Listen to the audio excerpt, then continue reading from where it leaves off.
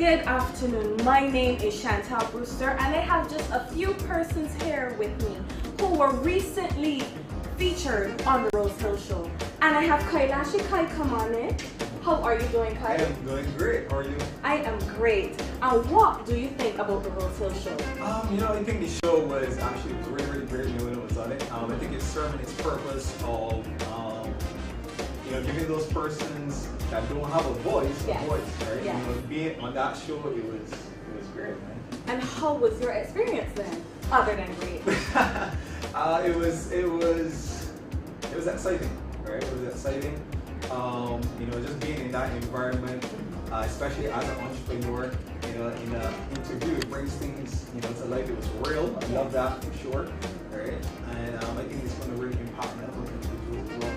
And there you have Kailashi, one of our featured guests on the Rosehill show. And Kai, if you could describe the show in one word, what would it be? One word. I would say impactful. Nice. Impactful.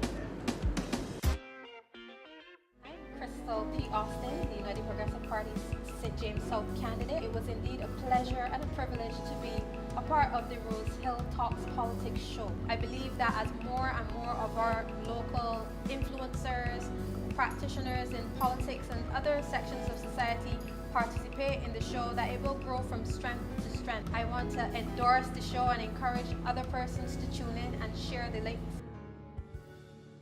I'm Pastor Dr. Kathy Nova Rochester, and as an HR practitioner, I see the issues within corporate Barbados where companies really need to start to look at more family-oriented policies to encourage women to be able to be at work, to be productive, but be able to still live that balanced work life. Rosehill, Talk Politics.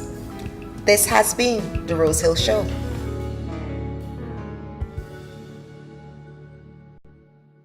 And Pastor Kerry Dr. Simmons.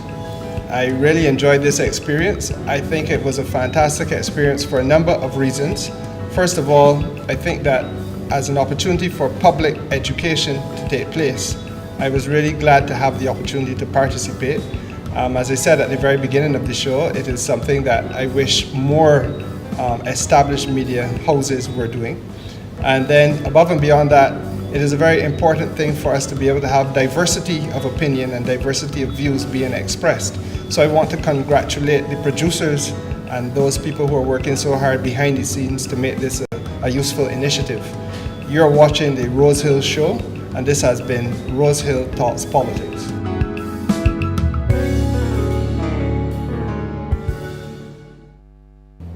Tonight we're going to be talking to Mr. Rodney Grant, DLP candidate for St. Michael's Southeast. Yes, you know him really from his work, his exceptional work with the Pineland Creative Workshop over the years, as well as his community work. So we're going to be talking to him a little later in on the program. But, some interesting things going on in the world with the bombing of Syria. We pray for them, and also what is going on there in England with the Windrush generation, that issue.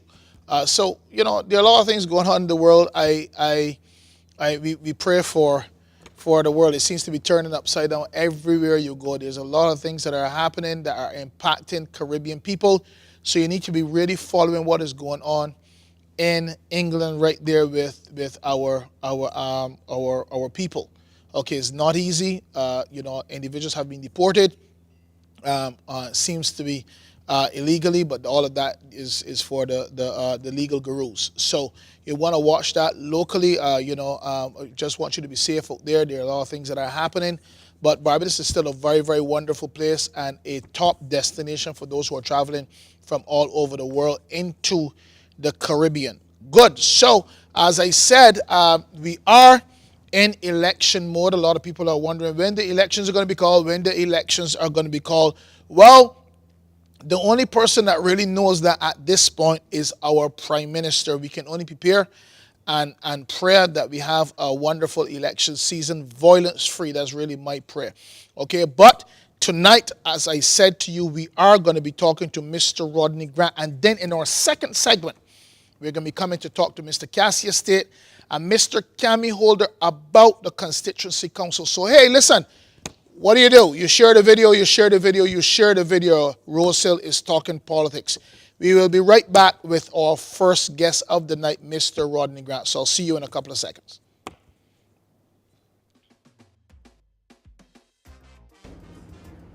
Good afternoon. My name is Chantal Brewster, and I have just a few persons who were recently featured on the Rosehill show here with me today. First is Joycelyn Wang. Joycelyn, how are you today? I am fine, thank you. And yourself? I am great. And what do you think about this Rosehill show?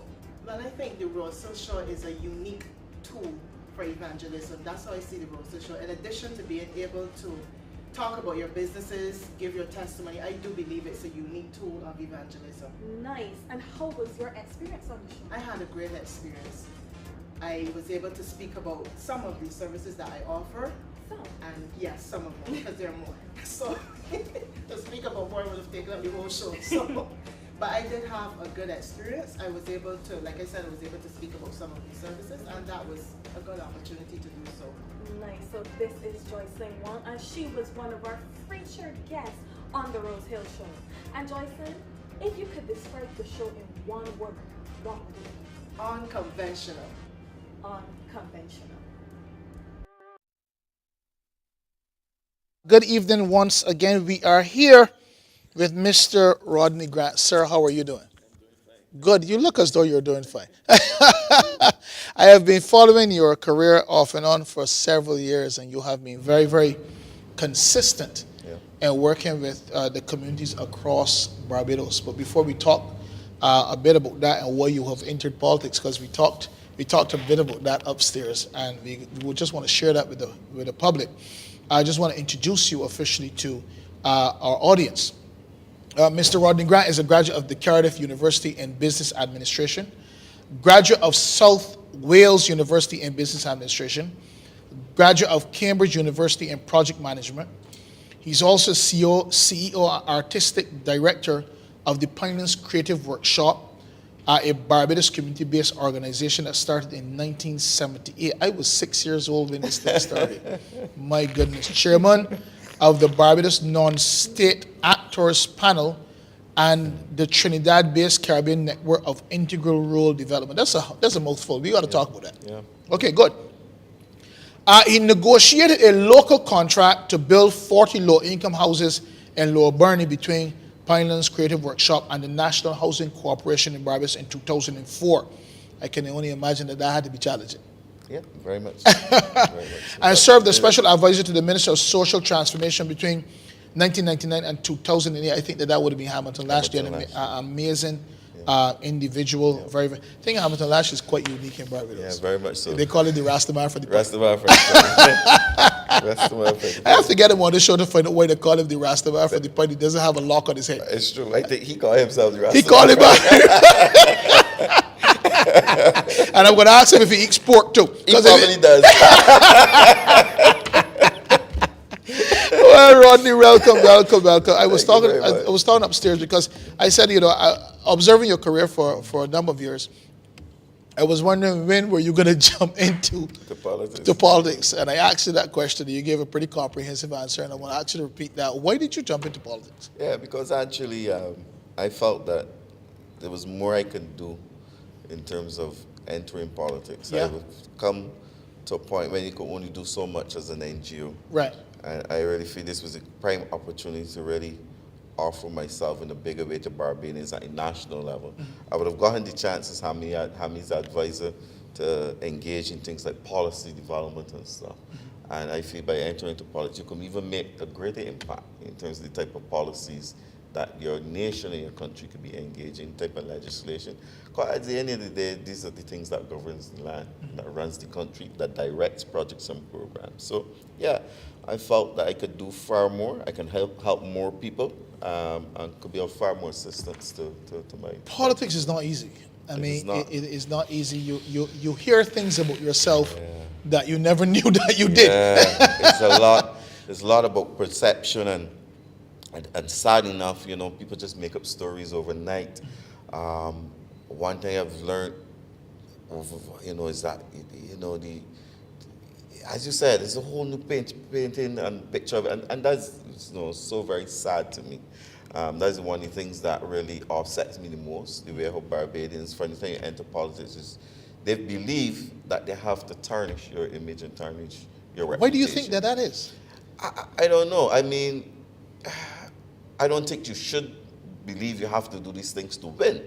And the sadder thing about it is that most of the times people tend to believe the things they hear. Like, a person will know you, know what you stand for 20, 30 years. They've been seeing you reflect a particular posture. And they will hear something overnight and tend to believe it. That's the sad part about it. You know? Right. You know, the tarnishing a reputation is bad. The believing it is worse. You know? Right. So, What has been the most difficult part for you so far? really finding all the resources I need to really do the things I want to do. There's so much need out there in Barbados, you know, and working at Pinings, I would have been confronted with so many social and economic development challenges at the household level, at the individual level, and at the broader societal level. I think politics have magnified this. Well, let's talk a bit more about that, yeah. you know, rather than being very broad, because I really want to specifically engage you on your strength this evening, being what we call a community practitioner, because you know, that's what you ended up being if that's not what you started out as, you know. What are some of the major challenges that you were seeing? You talked about development challenges, but what are some of the other major challenges, including that, that you're seeing as you go around? Well, it's really being able to meet and to engage full opportunities for all of our people, because we have to find a way to really resolve the economic challenges that household faces at the end of the day. And if I can break it down, money in your pocket, money not in your pocket equates into a social problem. You don't have to, but most of the times this is what happens. And we have to find a way to create opportunities, a vast number of opportunities. I was making the point upstairs. Now, one of the things that confront our societal problems is where we take education, in terms of creating the environment to take advantage of every talent that our young people have. So you have a person who may not be good academically, but is good with their hands, but we lose them. We lose them in the educational system. Now that ends up corrupting the household in terms of putting particular pressure on that household. So really, for me, is how do we create opportunities for every person at every level of the society? And I don't think we have been doing that very well. I think we've had the type of marginalized development that we see and the development practitioners talk about, where certain people are left out of the development trajectory. And that type of social marginalization and ostracization creates a deeper problem, a deeper social problem, which we are then confronted with, plays out itself in terms of crime and all the other social problems we have to face.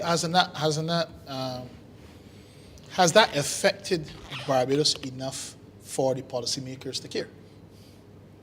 I think it has. I don't know if we recognize it. Like yesterday, I was listening to the Down to Brass Stats, and one of the questions was about the healthcare system. Okay. Right away, everybody spoke about the medication, access to medication, about the fact that, you know, the time you have to spend in A&E. No one made the point that the social effect, the effects of crime and the pressure that increased crime is putting on the A&E. If you talk to doctors and the nurses, they would tell you that they don't have to deal with so much trauma, increased trauma and cases that are placing significant pressure. So we can divorce some of the social issues from the healthcare system. So it is not enough to just look at the healthcare system in terms of things within the sphere of the healthcare system. There are other things, significant things that are impacting on it, like crime.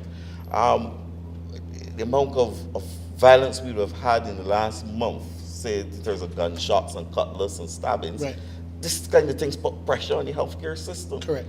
You know, so we have to look at how we can solve these problems to take some of the pressure off the healthcare system as well. So sometimes we can't think about these things in a very straightforward way.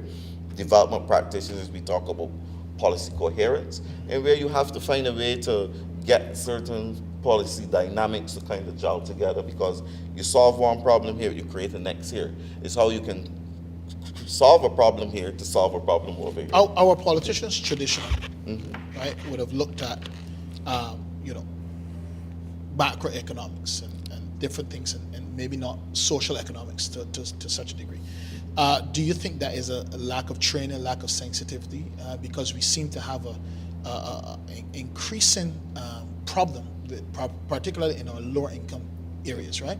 Do you think it's a lack of training amongst our politicians, lack of sensitivity, that they are not addressing these things head on? And I'm not talking about this government, I'm talking about successive governments, because it is not an issue that started with the DLP or the previous government with the BLP. This is something that have been going on for a little while. Maybe difficult. Maybe it's the type of politician we had in the past. If Okay. you realize a lot of the older politicians may be lawyers, economists, and sometimes as economists we miss the social dynamics of economic development. But it's a social dynamic to economic development, and in fact, that's why sometimes we say socioeconomics, because you can solve every economic problem by looking at straight economics. Right. There has to be a social dynamics to Correct. economics, because at the end of Human the day, beings are social creatures. at the end of the day, that's what you're doing it for. You're developing economic solutions for people. People are part of the social dynamic. And then because countries, we see development in terms of money, we sometimes miss the boat. Now, when Albert and focus on education, that was a good trajectory, because education then planned for the economic development. Correct. Because once you were well trained, well developed, then you were able to develop the type of economy that Barbados needed. Now, because we reversed the trend, you focus more on getting all the money things right, you forget the social dynamic, and therefore people are falling off. There's a fantastic point you're making, because as far as I remember, David Thompson began to change that trajectory when he was talking about a lot about families first and developing the family model. Do you think that is taken seriously? I mean, outside of politicians are not the only persons in Barbados. As you go around, do you think that people take the social part of our development very seriously? Well, not really, and you measure it by the importance that people place on ministries. Maybe when you look at ministries in terms of governance, the social development ministry is probably at the bottom of the tier. Right. You have economic development at the top, and probably foreign affairs and health and education. You probably see social development at the bottom of the tier. So because we see these things as not really important. But one of the important other points I wanted to make about the education is why we have to come back to it again. Because I really feel we now need to take the whole education trajectory to another level in terms of these new economies and the way in which the world is shifting globally. And I think that is where the challenge has been for us. We have not shifted. Right. We have stayed within a particular trajectory in terms of the 11 plus and the maths and the English and all these traditional things that we've been focusing on. We haven't taken on enough of the skills and enough of the new technologies and the new industries that have been emerging and engaging the world. We have not engaged these things back in an equal way. And I think that is why we have some gaps in our development, because the global context have been asking us to do a shift. We have not shifted in terms of our national Why policies. are we resistant to this? Upstairs you were talking a bit about the fear of change. Do you think that? Yeah, I mean, there's a dynamic that every people have to deal with. We always fear what we don't know, but as I say, not to fear means you have to look ahead. Once you can look ahead and see the vision before it unfolds, then it removes the fear. Fear is one of those impediments that we could well do without. You know, it's one of the things that retards development and retards progress. But we cannot fear change. And I mean, it is time enough that, you see, change don't have to be one big swoop.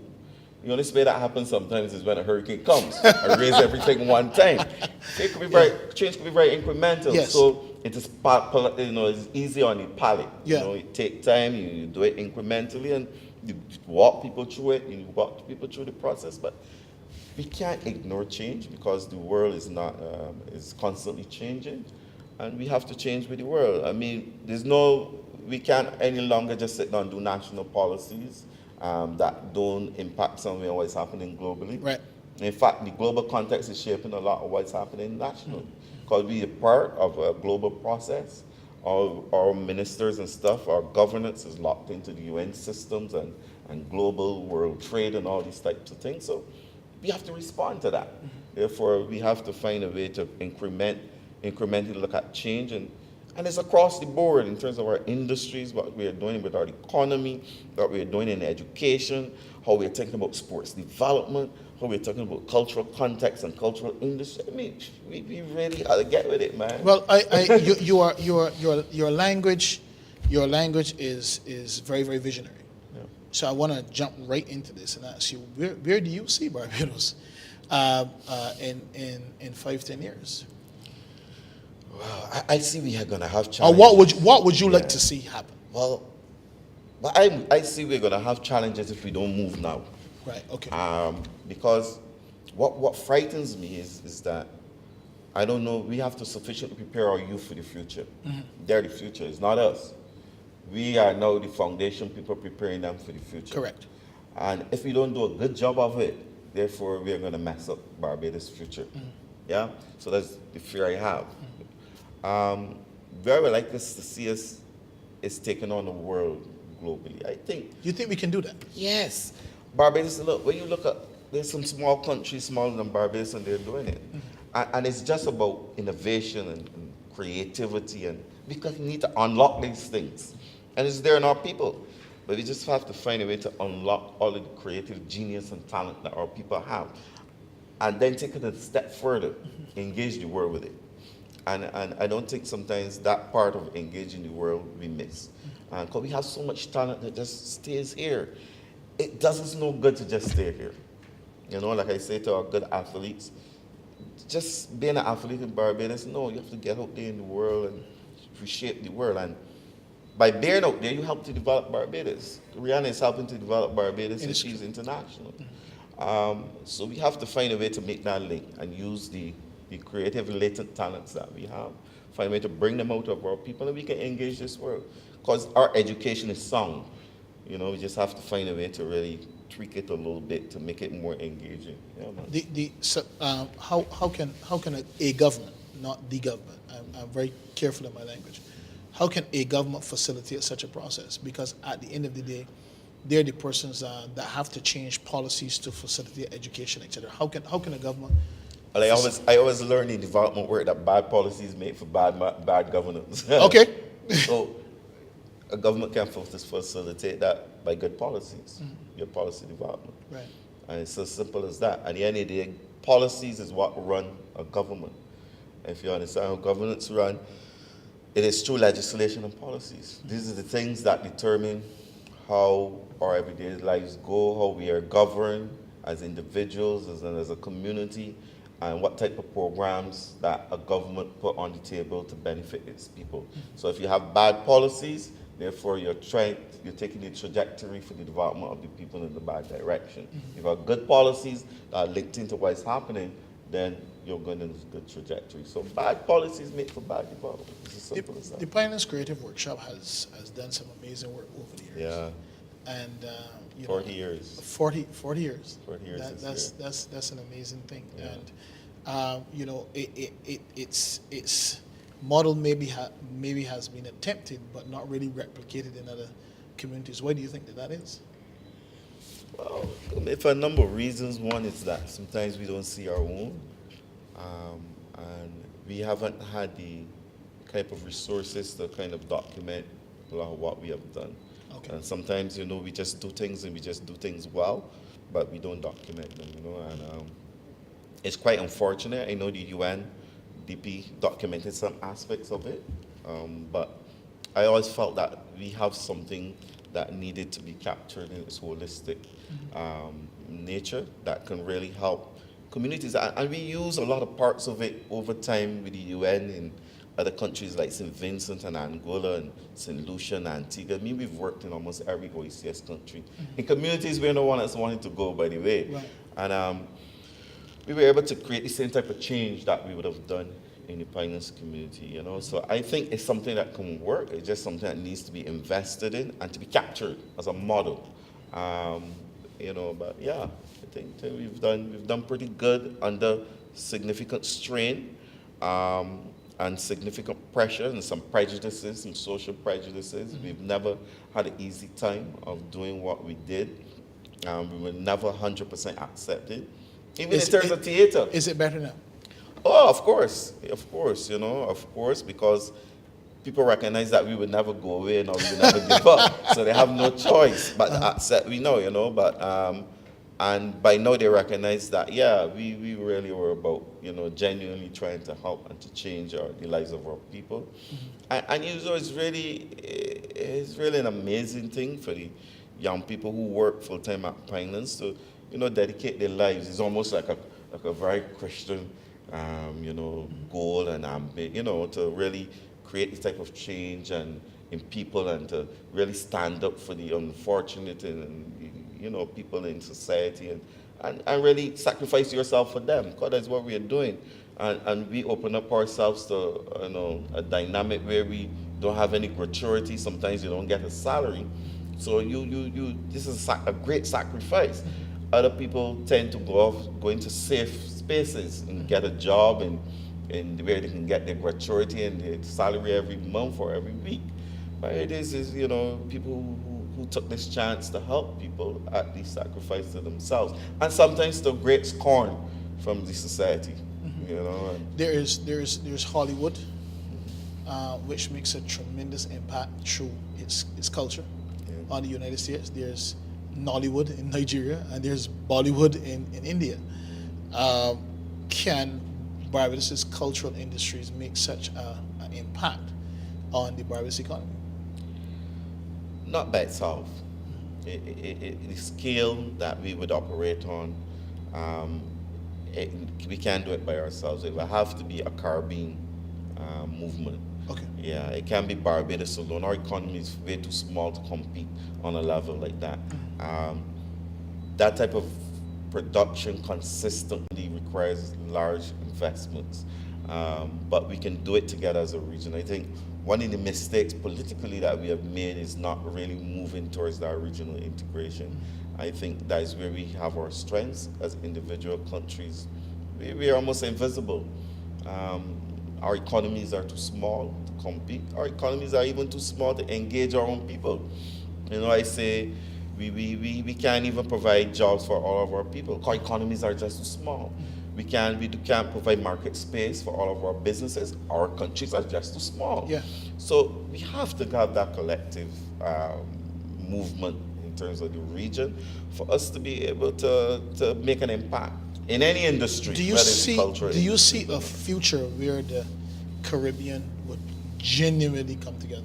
We need the type of leader to make that happen. I don't see them. Yeah. I mean, quite frankly, you need people that understand the importance. I mean, them old leaders like Gary and Barrow and Mandy and those guys, they understood a United Caribbean coming together. At least some of them did. I don't know if I haven't seen a push in the last 2 decades or so towards that and the importance of a Caribbean region. In fact, most of the recent CARICOM meetings, it has just not been on the agenda. There would have been talk about the Caribbean single market and economy that's gone off the table. Then there was talk about just one market, the single market, just the single market aspect of it. Because out of the market is supposed to come the economy. The economy, exactly. So we're still struggling at the level of free travel. Exactly. So if you can't get that right, you're not going to get the market right. It will never happen. But parts of the market is tied up in travel. Of course. How you move goods. And then travel is really too expensive across the Caribbean. It really is, and it affects goods and services. Yeah, you pay more to get to Antigua than to get to New York. It's crazy. It's crazy. So we have a lot of work to do in the region. We do. I want to pick your brain on your views of tourism and how is it faring in your estimation, and what can we possibly do to increase it? or to improve? Tourism is one of those things like an eggshell. Right. One global catastrophe, and the shell breaks. So it's one of those things that we really have to be careful about as an industry, to pin all of our hopes on, because it's so fragile, it's so vulnerable. I remember during the Gulf War what happened, 9/11, what happened. We suffer when these global things happen. Or a blacklisting. Exactly, you know, so we really have to be careful. And then there are now some new markets opening that we have to be careful of our products. Has Barbados been too laid back in its approach to its tourism market?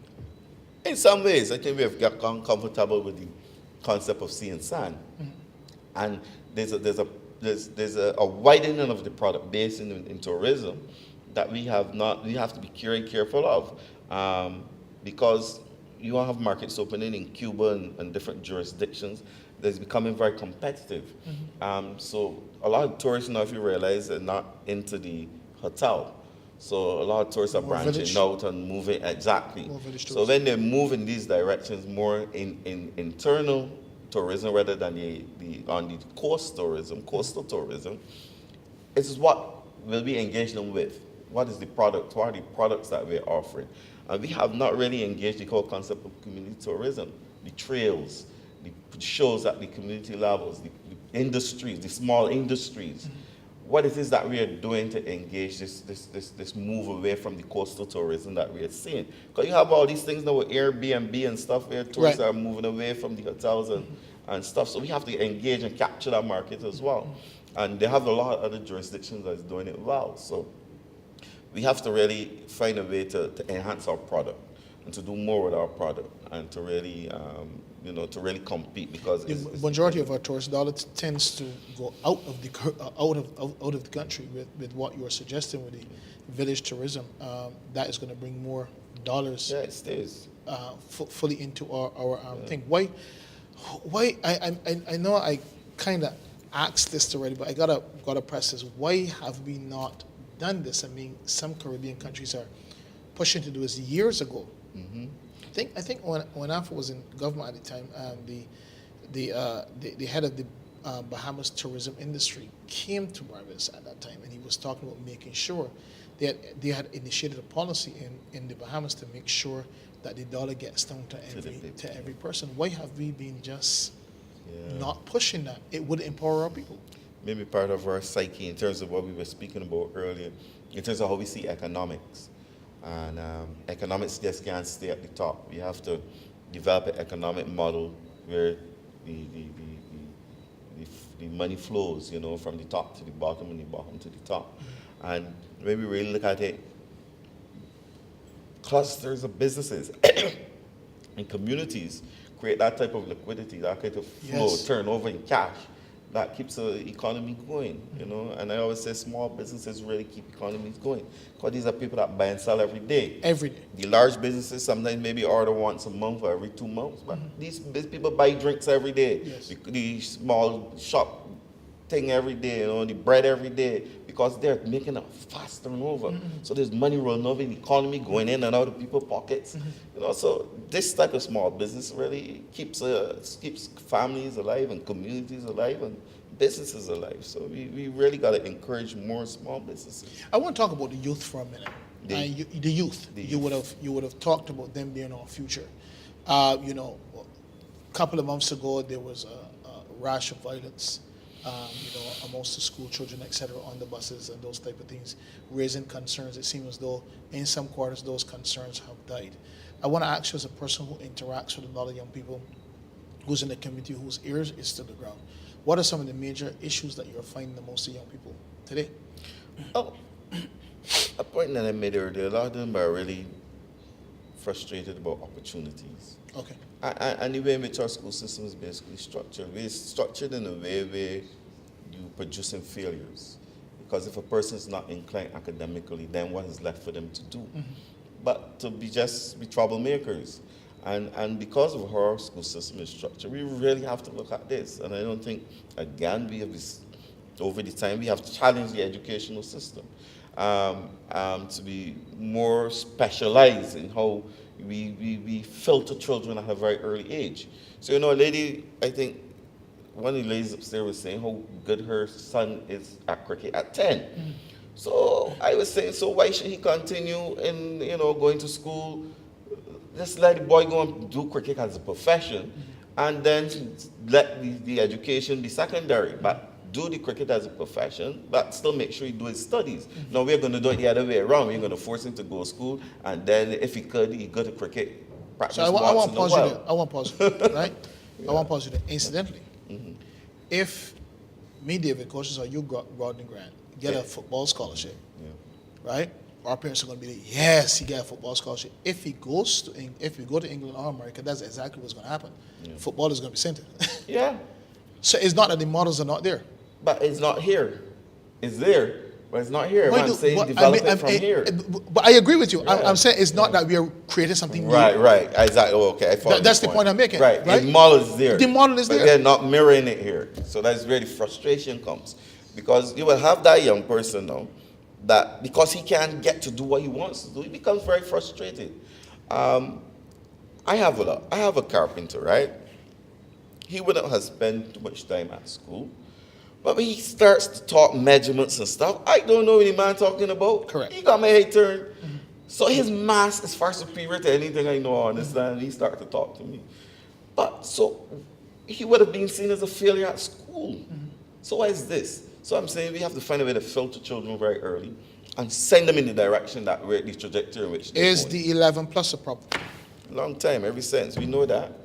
How so?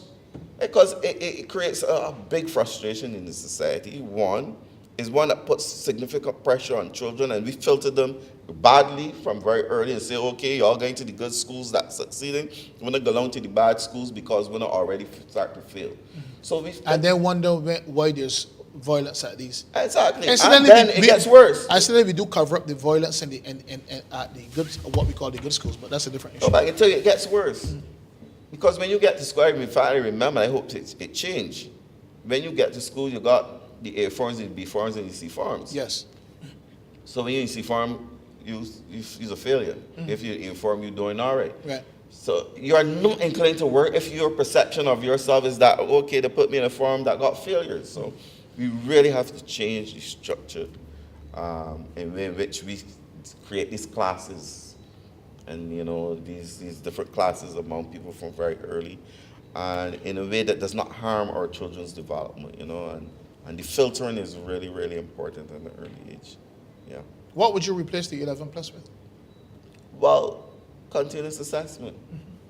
You find a way to continuously assess the children, and by the time they get to fourth form, you'll have completed a particular process, and then and then it's even easy throwing that assessment to recognize where a child wants to go from very early. So if you have a child that is good at skills, then you send it to a skills institution where you can go to polytechnic from 12. Where you have to wait till you're done school at 18. From 12, go to polytechnic and learn the skill. Wow. Why waste time going and learn integrated science and all that foolishness that have nothing to do with you, no interest, and can take you nowhere. You're going to use it for the rest of your life. Right. If you're good at your hands from 12 and you want to go to polytechnic from 12 and learn the skill, go along. It's the same point I'm making with the youngster who's 10 and want to learn cricket because that's his passion. Let him go and learn to play cricket from 10. Rihanna didn't leave when she was 14. Yes. So what we doing wrong? Rihanna didn't finish school in Barbados. At 14, they snatched her out and she was gone. So we see it happen, but we don't have the courage to do it on an everyday basis. You think that there are people behind the scenes saying no? No, we don't have the courage. We just don't have the courage because change got to be managed, and sometimes we don't know how to manage such a mammoth change. But like I said, it doesn't have to happen one time. It just has to be incremental. But we definitely have to find a way to filter talent early. I definitely agree that. And point children in the right direction. So if a child is very good at music from 12, send him to a music school from 12. If he's good at football from 10, send him to a football clinic at 12. If he's good at athlete, put him in the athletic. So we are talking about specialized schooling. Stop wasting children's time. You are going to cause a heart attack for the alumni of certain schools in this country. No, man, but if you really check it, sometimes we spend so much time in school learning so much things that we don't even use or no use to us. I can't even remember half the things. I can't remember nothing I learned at school. Yeah. Nothing. I spent time doing biology. I didn't have no really interest in becoming a scientist. It ain't no use to me. I mean, I do integrated science. I never wanted to be an architect. It ain't no use to me. So I have 3/4, if not all the things I learned at school, have been no use to me. I mean, it gave me a good foundation. But when I was in school, and this is an interesting point, I spent more time reading Franz Fanon and Walter Rodney and everything. I actually hardly read school books. I spent more time reading things that I had nothing to do with school. and it was an interesting thing. And I would just go and do my exams and, probably get by and pass. But I hardly spent time reading school books because my passion and my interest was always somewhere else. But no one at the time would have been able to point me in a direction to make me feel comfortable with myself. So, one of the things about education is got to help you find yourself. Do our schools have adequate resources? No. Could never. No. What would you change? Well, for sure you would need, if you're going to change the model, you're going to need the kind of technology and stuff to support the model. And the right kind of teaching aids. And in fact, I see some teachers struggling with materials and stuff to put into the school system. So schools really need resourcing in terms of materials. Really, I don't think we have taken good advantage of the technology placed in schools through EduTech. And maybe because EduTech wasn't what it was supposed to be in the first place.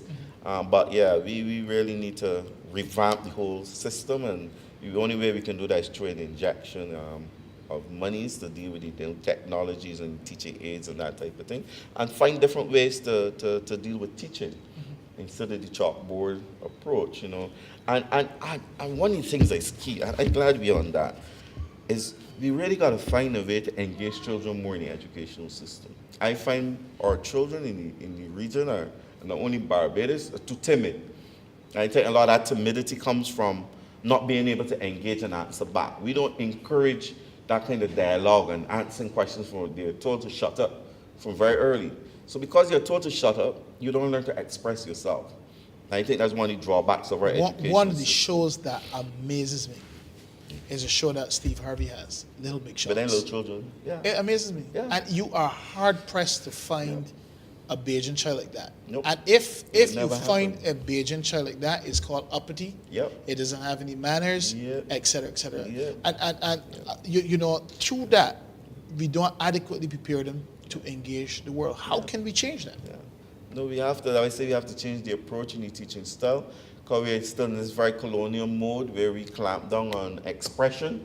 In slavery, you could never express yourself, so it's just another colonial process where you're told not to, you're clamped down on expression and free expression. And like you said, free expression is seen as an affront to the system and the status quo. So we really have to find a way to change that, because children are too timid. And they cannot compete in the world with this type of timidity, this type of shyness, this type of introvertedness. You can't compete. We just can't compete. This is why sometimes a lot of them go overseas with scholarships and end up back here, because they just can't compete and they can't hold their own, So we got to find a way to free up our children and make them more expressive, be able to talk out and engage the world and engage one another, engage adults and challenge things. This is where innovation comes from. This is where creativity comes from. So you got a lot of work to do. Do you think, you mentioned colonialism, do you think, our colonial past is still reaching into our present and controlling way too many things? But yeah, we can't stop. And if you read the history, I can't remember the writer, but it was said that after colonialism, when the whites left the plantation, they left this particular guy here to do a study on how they would control the slaves. And he wrote and is recorded in the history that one of the ways we can control the peasants is through the education. He wrote it. So education was always a tool to control. We are free people now. We have to find a way to make education expressive. and not the original intent by the colonial masters. We have to find a way now to make this education free us.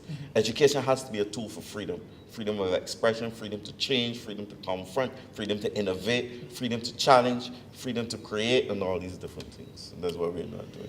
Oh, we're talking to this is a mouthful. I can see why it is that you have done such great work in the Pioneers Creative Workshop.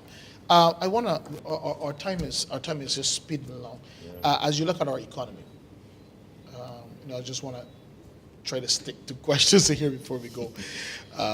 As you look at our economy, what can we do to diversify, to further diversify the economy? You're talking about the fragile nature of tourism. What can we do to diversify our economy? Well, for sure, services are.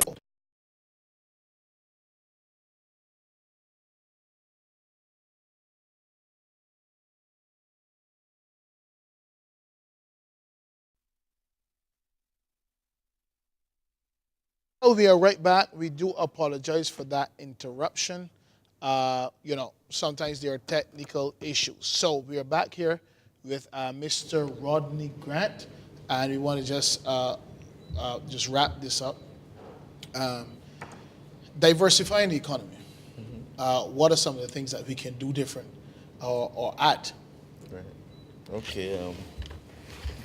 Right. I was making a point before we broke down.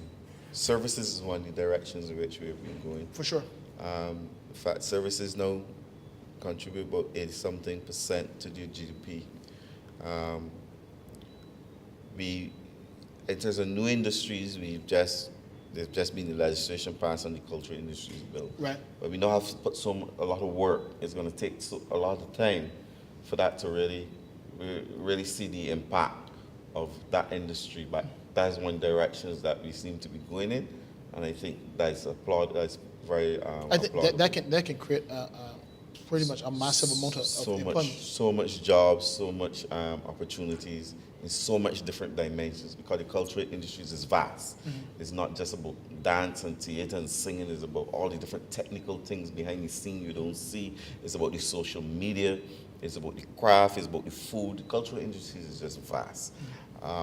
So that's one way. Sports, in terms of the industry, is one of the things that we really need to engage. Again, just like cultural industries, that's very vast as well. And if you really check, the most money right now in the world is really in culture and sports.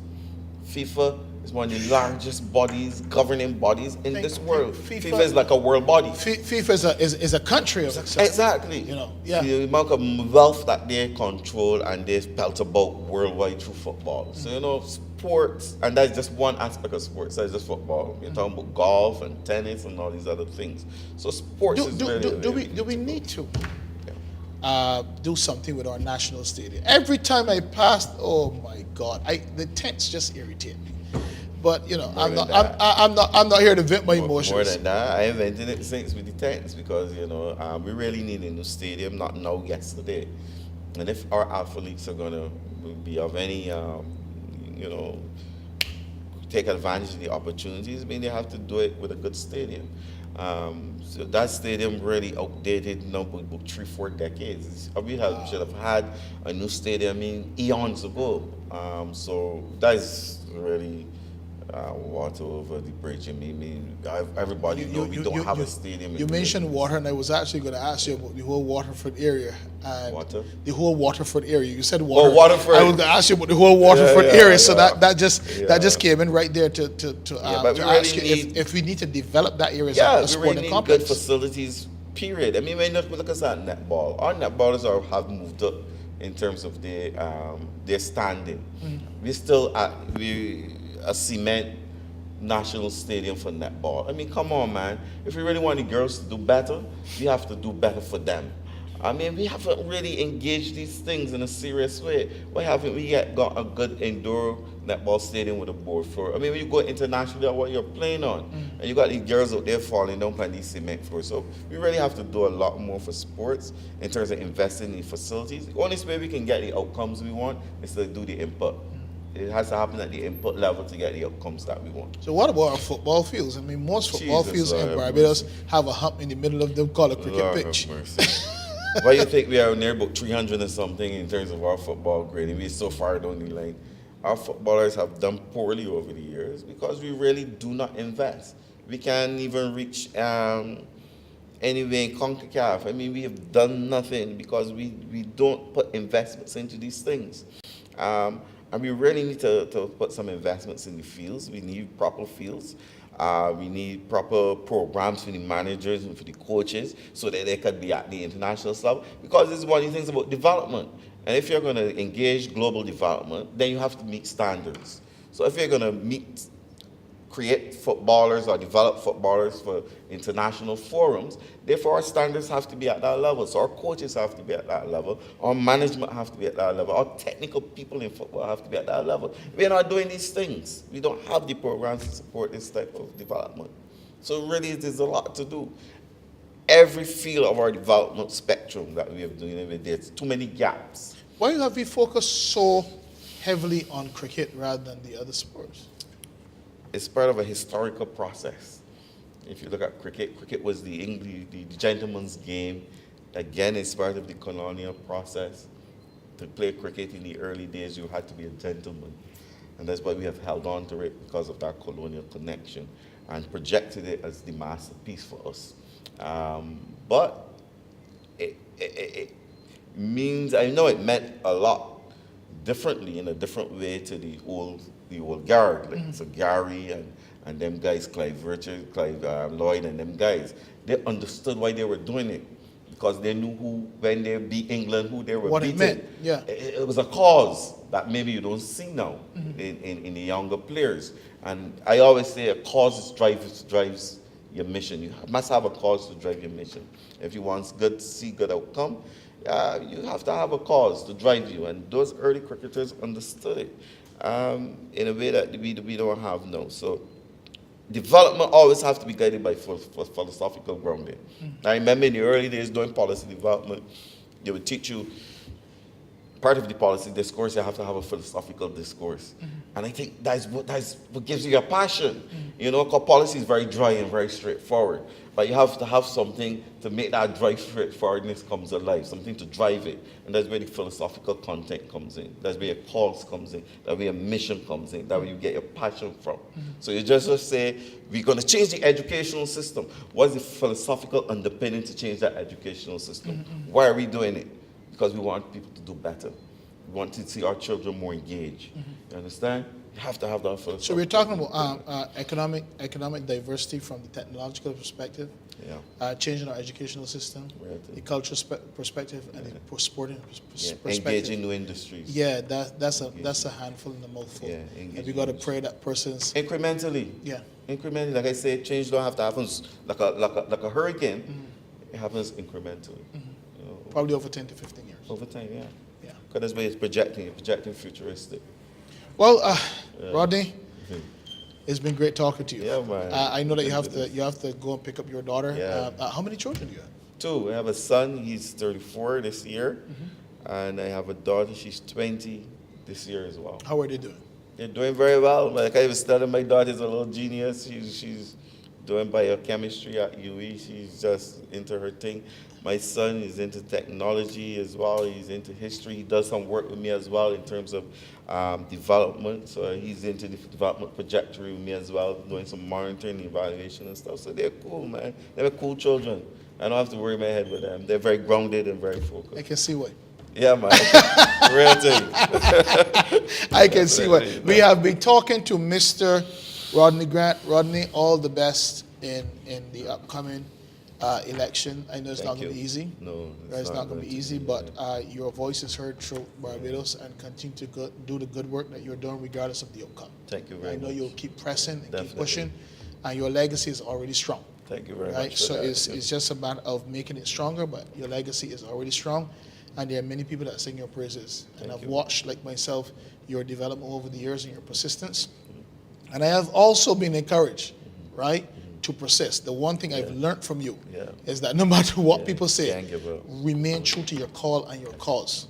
There And you you know, go. a generation arises that understands. You There know, you go. sometimes people don't understand, but you cannot always persist based on people's understanding. Yeah. You know, sometimes all they come afterwards and say, "Oh, you know, forgive me, I didn't get it." But if you fall by the wayside, then it doesn't make a difference. So continue the good work, Definitely. and I hope my prayer for you is that what you've done in Pinelands be replicated effectively and efficiently throughout other communities in Barbados, you very right? much. And that your children do exceptionally well, and that they surpass Thank you. what you're doing and your Definitely so. expectations. Well, Thank you. we have been with Rodney Grant this evening. We are going to be connected with Cassius Tate and Cami Holder, and they're going to be talking with me about our constituency council. So I want you to stay tuned.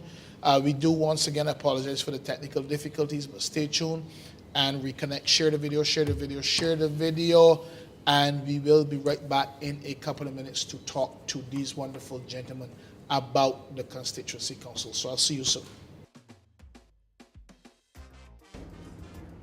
Good afternoon. My name is Chantal Brewster, and I have just a few persons who were recently featured on the Rosehill show here with me today. First is Joycelyn Wong. Joycelyn, how are you today? I am fine, thank you. And yourself? I am great. And what do you think about this Rosehill show? Well, I think the Rosehill show is a unique tool for evangelism. That's how I see the Rosehill show. In addition to being able to talk about your businesses, give your testimony, I do believe it's a unique tool of evangelism. Nice. And how was your experience on the show? I had a great experience. I was able to speak about some of the services that I offer. So, And yes, some of them, because there are more. So to speak about more would have taken up the whole show. So, but I did have a good experience. I was able to, like I said, I was able to speak about some of these services, and that was a good opportunity to do so. nice. So this is Joycelyn Wong, and she was one of our featured guests on the Rosehill show. And Joycelyn, if you could describe the show in one word, what would it be? Unconventional. Unconventional. My name is Morris Lee. I'm the interim chairman of the Association of Public Transport Operators. It was a tremendous experience to be given the opportunity to share the aspect of public transport with the nation. Because essentially there are a lot of people that see vehicles driving up and down and are totally unaware of the things that affect this important industry. I'm pleased to tell you that you are watching the Rosehill Show. I'm Kerry Simmons. I really enjoyed this experience. I think it was a fantastic experience for a number of reasons. First of all, I think that as an opportunity for public education to take place, I was really glad to have the opportunity to participate. As I said at the very beginning of the show, it is something that I wish more established media houses were doing. And then above and beyond that, it is a very important thing for us to be able to have diversity of opinion and diversity of views being expressed. So I want to congratulate the producers and those people who are working so hard behind the scenes to make this a useful initiative. You're watching the Rosehill Show, and this has been Rosehill Talks Politics.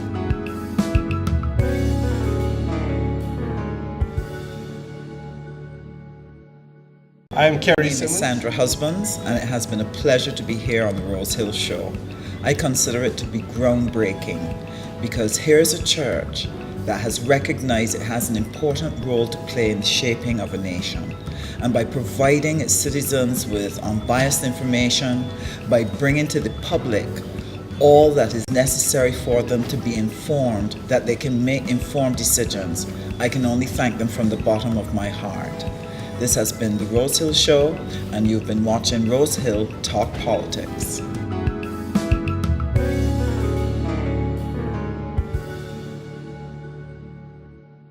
My name is Sandra Husbands, and it has been a pleasure to be here on the Rosehill Show. I consider it to be groundbreaking because here's a church that has recognized it has an important role to play in the shaping of a nation.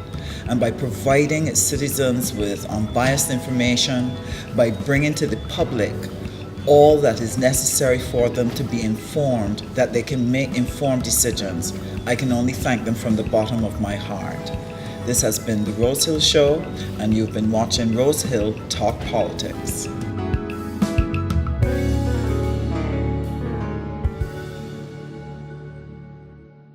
My name is Sandra Husbands, and it has been a pleasure to be here on the Rosehill Show. I consider it to be groundbreaking because here's a church that has recognized it has an important role to play in the shaping of a nation.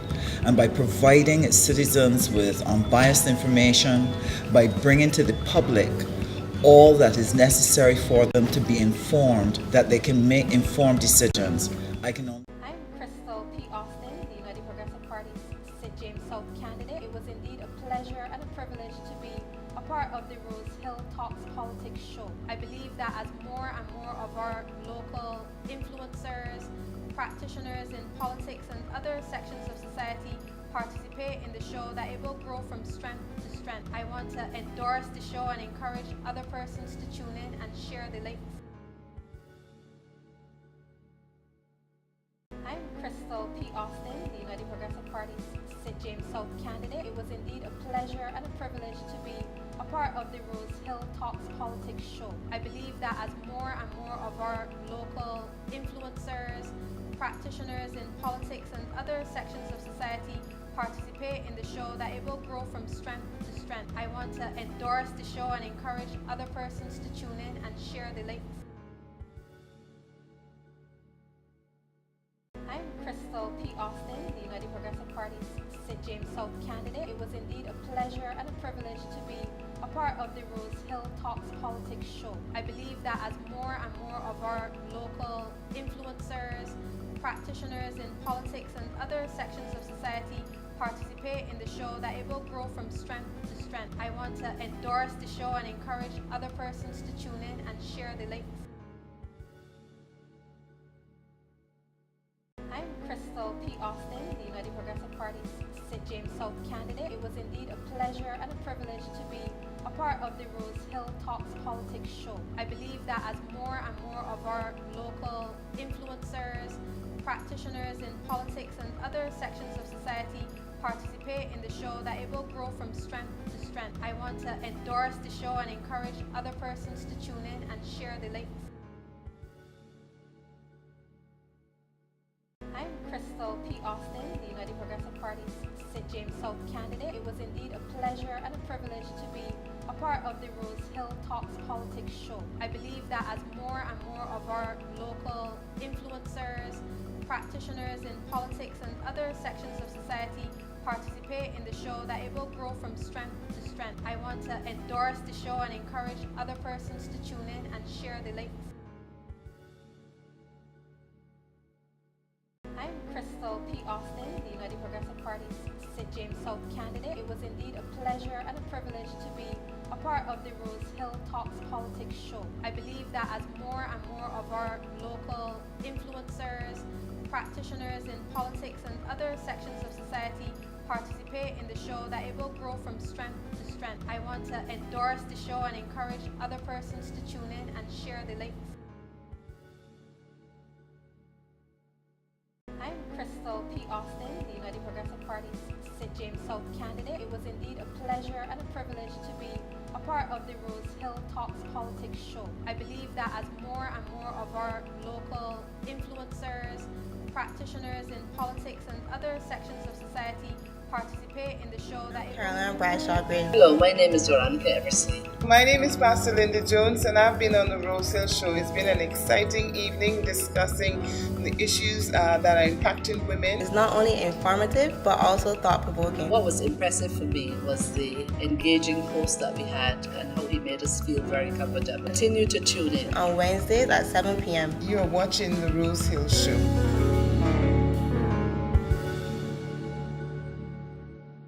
I'm Caroline Bradshaw Green. Hello, my name is Veronica Eversley. My name is Pastor Linda Jones, and I've been on the Rosehill show. It's been an exciting evening discussing the issues that are impacting women. It's not only informative, but also thought-provoking. What was impressive for me was the engaging host that we had and how he made us feel very comfortable. Continue to tune in. On Wednesdays at 7 p.m. Pastor Leroy Scantlebury, and I want to say what a pleasure it was to be here on the Rosehill show with my good friend Apostle David Coulthrust and the Rosehill team. And I want you to know to call that number that's on the screen and let them know you're interested in being on the Rosehill Show. It's the place to be if you want to reach your target audience and if you want to take your life, your business to the next level.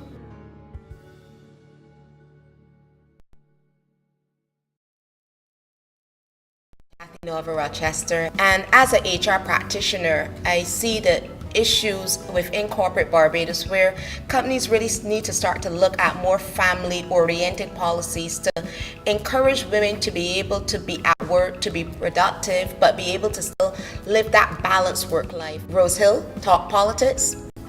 This has been the Rosehill Show. Hi, good evening. My name is Eric Marshall. I'm the candidate for St. James Central. Mark Adamson, that is my name. I'm the political leader of the People's Democratic Congress. My reason for politics is for the need of the people. To help make this country a brighter and a better place for all people.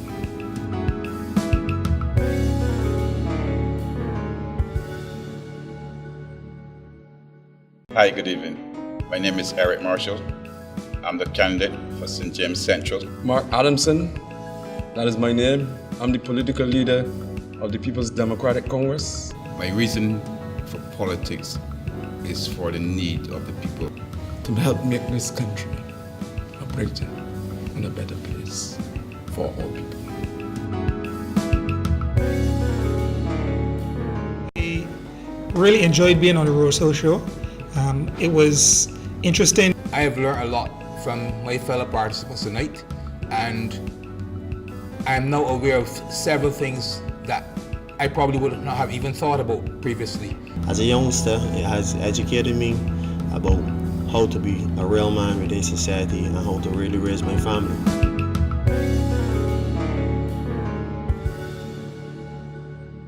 Over the last, hour or so, when we interviewed Mr. Rodney Grant, I want to apologize for the break, but it is beyond our control. The networks are giving a bit of an issue.